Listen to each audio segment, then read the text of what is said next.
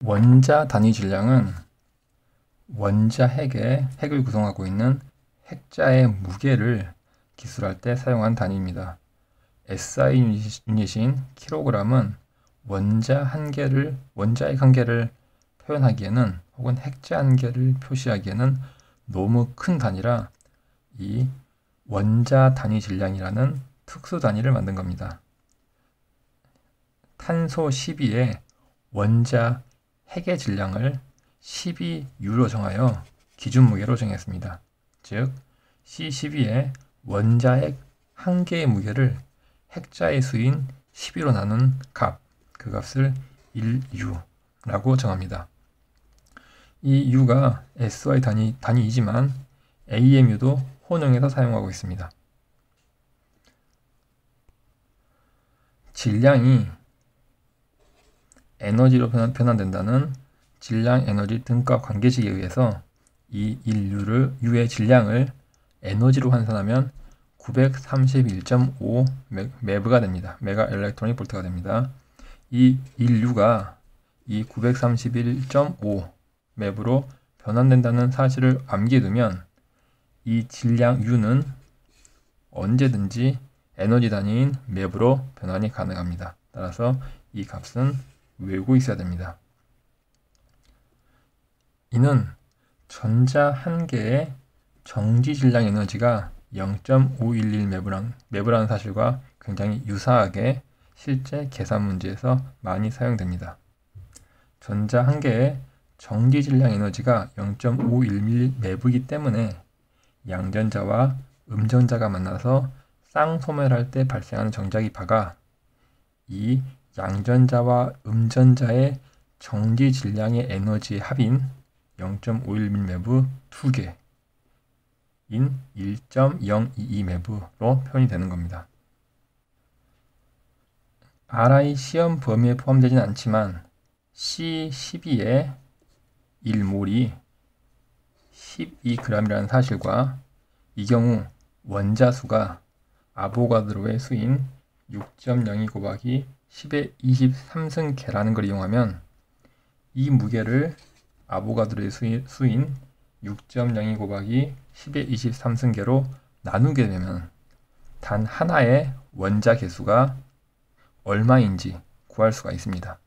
그렇게 구한 원자 개수는 12U이기 때문에 역시 이렇게 계산된 값을 12로 나누기만 하면 실제 U가 몇 g인지 계산할 수가 있습니다. 방금 설명한 대로 이 순서를 따라서 탄소 원자 한 개의 질량을 아보가드로의 수로 계산을 하고 그리고 이 1U를 계산을 하면 실제 나오는 마지막 식은 이렇게 아보가드로의 수의 역수가 됩니다. 실제 이 원자 단위 질량에 대한 문제가 2016년도에 출제가 되었기 때문에 이런 기본 개념 그리고 이런 특성에 대해서는 알아둘 필요가 있습니다. 분리된 핵자가 원자이게 되면은 핵자가 각각 떼어 놓았을 때의 합보다 원자핵의 질량이 작아집니다. 즉, 이 그림을 예를 들면 양성자가 4개, 중성자가 4개인 분리된 핵자가 있을 경우 이 핵자들이 합하여서 베릴륨 원자핵이 만들어진다면 이 각각의 무게보다 만들어진 후의 무게가 더 적어진다는 의미입니다. 만약에 이 핵자 하나하나의 무게가 만약에 1,1,1,1이었다면 질량이 보존되기 때문에 이 8개의 무게가 8이어야 하지만 실제 원자핵이 만들어진 원자핵의 무게는 8보다 작은 더 가벼운 원자핵이 만들어진다는 겁니다. 그리고 이 감소된 질량은 에너지로 변환이 됩니다.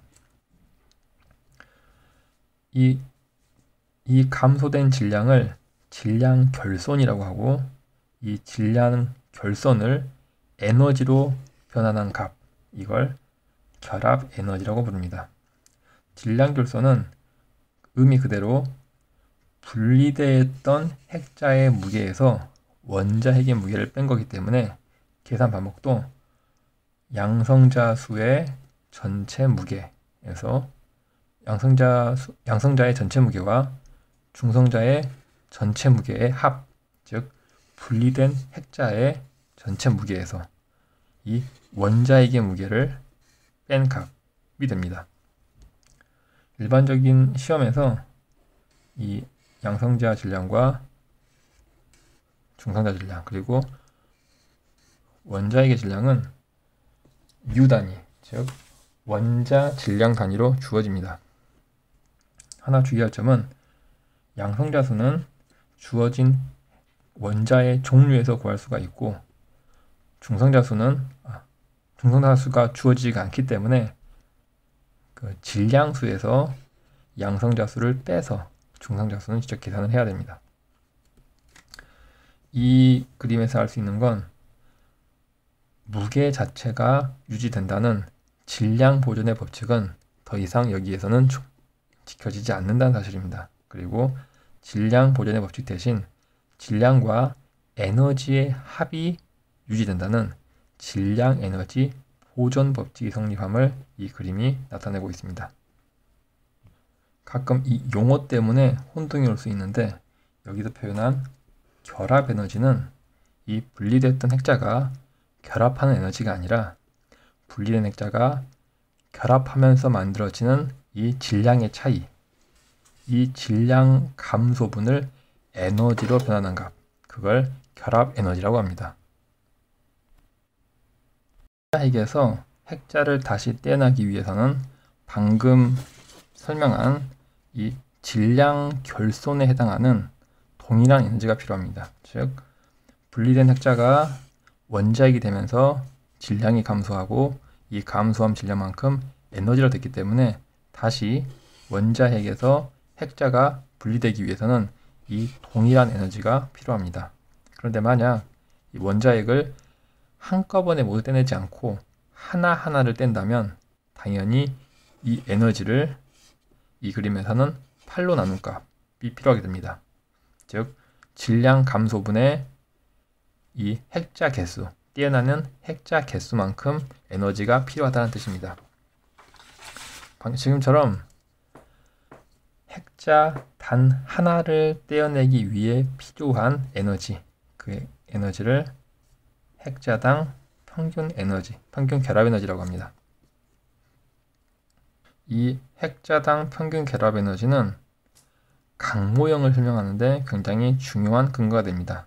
즉, 이 핵자당 평균 에너지의 그림을 보면 이 X축이 질량수, Y축이 핵자당 평균 결합 에너지인데 이 헬륨, 탄소, 산소에서 이 핵자당 평균 결합 에너지가 급격히 증가하는 것을 알 수가 있습니다. 즉, 특정 수, 특정한 양성자나 중성자 수에서는 이 원자핵이 안정되어서 한계를 떼내기 위한 에너지가 급격히 증가한다는 것입니다. 이것이 바로 강모형, 즉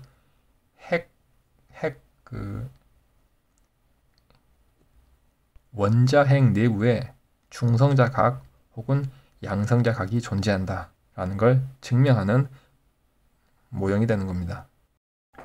핵력은 양성자와 중성자, 즉 핵을 구성하고 있는 핵자를 응집시켜서 구형 형태의 핵이라는 입자를 형성시키는 힘입니다.